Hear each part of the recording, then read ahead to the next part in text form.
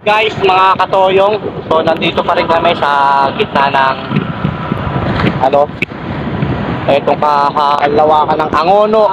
Part na kami ng Angono, Baytown. Sama ang tropa, ayan, naka-rubber boat. Sama yung mga team natin. So hinahanap pa rin natin yung Coast Guard. Supplyan muna namin ng gasolina.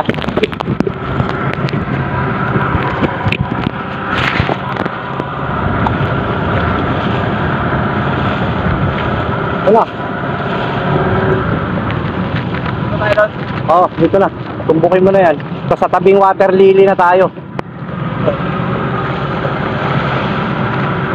Malayo na rito. Puro tulos na rito eh.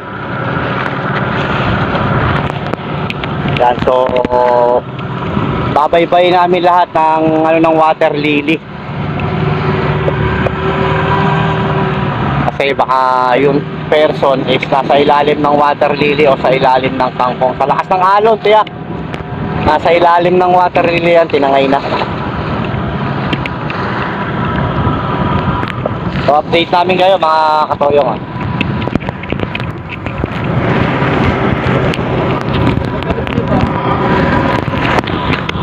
Dito. Ayun.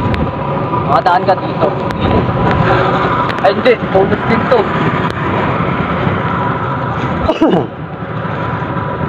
Baka sakaling makita natin dyan sa gilid-gilid.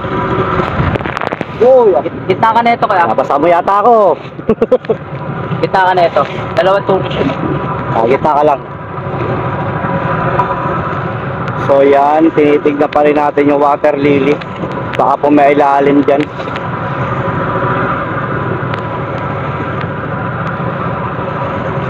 Dito pa rin tayo sa gitna ng Laguna de Bay. So part na to ng Angono.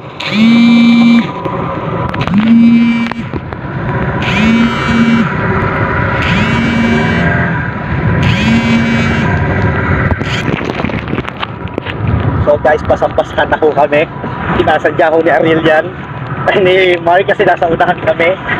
Tignan mo naman sura. Yan mga katoyong, siyempre dito pa rin kami sa gitna ng laot. Sumal yung hangin. Nag-aaral ng makina. Nababasa kami. So basang-basa na kami dito kasi malakas yung alon. So malakas yung hangin. Baka may tulog yan. Dito ka na lang kasi baka may part ng lambat sa gitna eh. Bakit? Baka may dito ka, balik ka rito. Saan baka dito? Dito ka na lang gitna nito. Kasi mga ganito may tali. May tali yan eh. May net yan. So yun, kitaan nyo naman sa lakas ng alon at hangin. So kami nagdahan-dahan kasi hindi namin pwede kontrahin yung lakas ng hangin.